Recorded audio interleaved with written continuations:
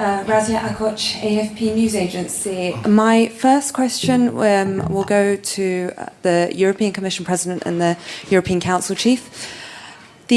I'm going to very quickly just mention that the conclusions of a European Council in Lisbon in March 2000 said the Union today has today set itself a new strategic goal for the next decade to become the most competitive and dynamic knowledge-based economy in the world. The same conclusions mention enhancing innovation, creating a friendly environment, removing unnecessary red tape. Why should Europeans believe that things will be different this time round? What was wrong then that is right now? And my question for European Commission President and for the host Prime Minister Orban, if he'd also like to comment on this. So Trump is returning. Is Europe ready for whatever trade measures, even trade war, that he might unleash this time round? Thank you.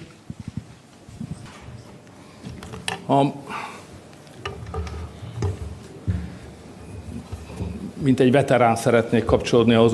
As a veteran, may I just join to your statement about the targets we have set up in Lisbon?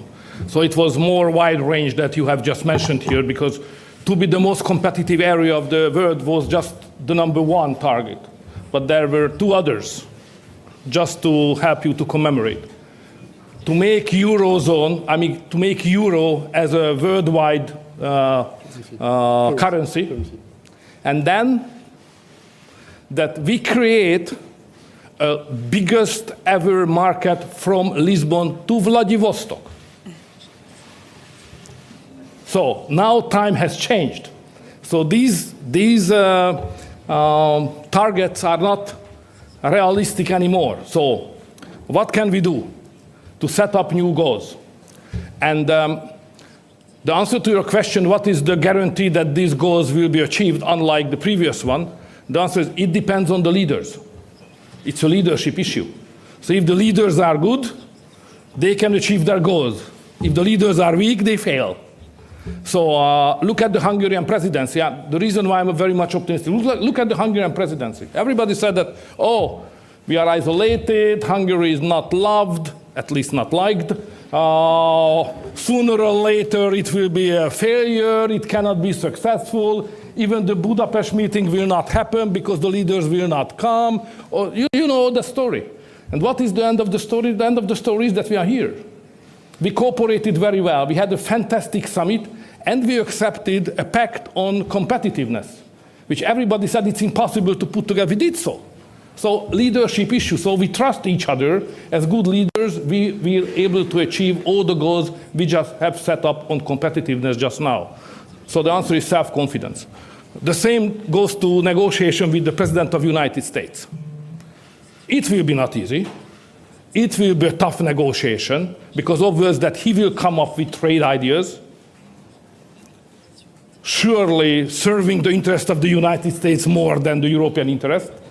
We have to stand up, and we have to negotiate, and at the end of the day, we have to make a deal. The question is how good we are, how strong we are, how innovative we are. If we are good enough, we will make a good deal.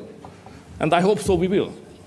And to the Prime Minister, you've talked today about the need for unity in the EU and the need to unify around the competitiveness challenge to form a common European response. That's probably quite a surprise to the other leaders who often hear you talk about national sovereignty and the reason why governments need to be able to tell Brussels not to tell them what to do and ignore this federal approach to things. What's changed? Are you going soft?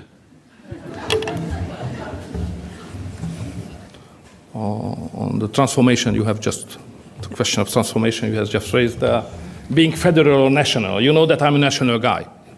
Unfortunately, to be national, it's not an accepted expression. So it's better to say patriot. You know, I'm a patriot. So that's how I look at the European institutions. But I promise not to open up any big arguments between us and Hungary. So we have that. I will not do that. But I just would like to underline that it was easy to make an agreement on competitiveness, because it's not ideology. It's a very pragmatic thing. So my concept is that the European interest is nothing else, just the sum up of the interest of the all member states. So that's the reason why I was involved into establishment of a new group in the European Parliament called Patriots for Europe. Don't forget, not patriots against Europe, patriots for Europe. So we are European guy on national basis. And competitiveness is a good issue to make agreement even with the institutions of the European Union, which stands at this moment on different basis than we would like to see it. But anyway, that's for another occasion. Lawrence.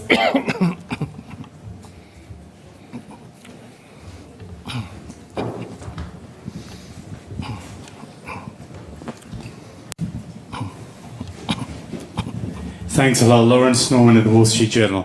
First of all, a question for the two presidents. Nice, simple one. Can Europe plug the gap in support for Ukraine if Donald Trump cuts off aid? Can it and will it? And a question for the Prime Minister. Please. You are making an argument that the strategy on Ukraine is not there.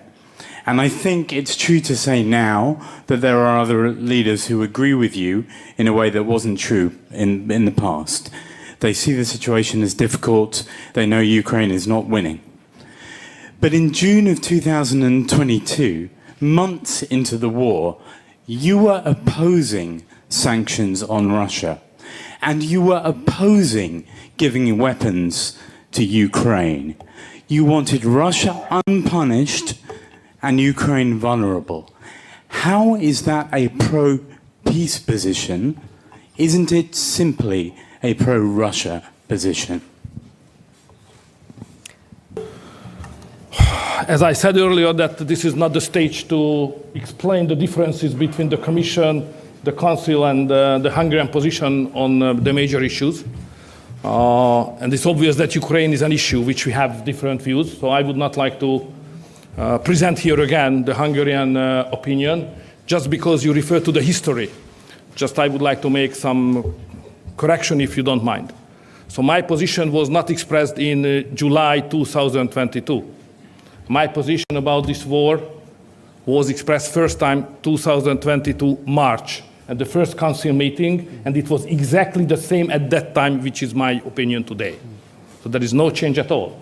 My estimation on the situation was exactly 2 years ago than it is today.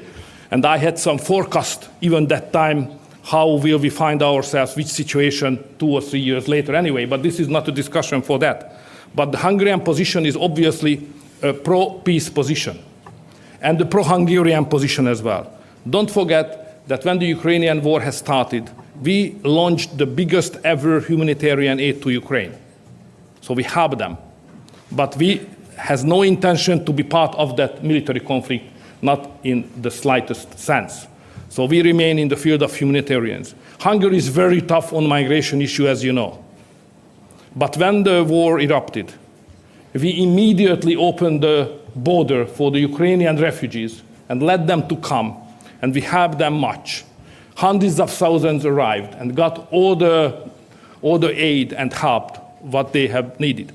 So I think we did very well with our limits, which stays and keep Hungary on the field of humanitarian cooperation and aid, and don't let the Hungarian to move closer to the war. We'll take the last question and then we'll wrap up, Susanna. Thank you, Susanna Fresh, SIC Portugal. Prime Minister Orban here. Actually, a follow-up. You said that you are not isolated, but you also said that you have different views when it comes to Ukraine. So my question is, do you feel isolated when it comes to Ukraine?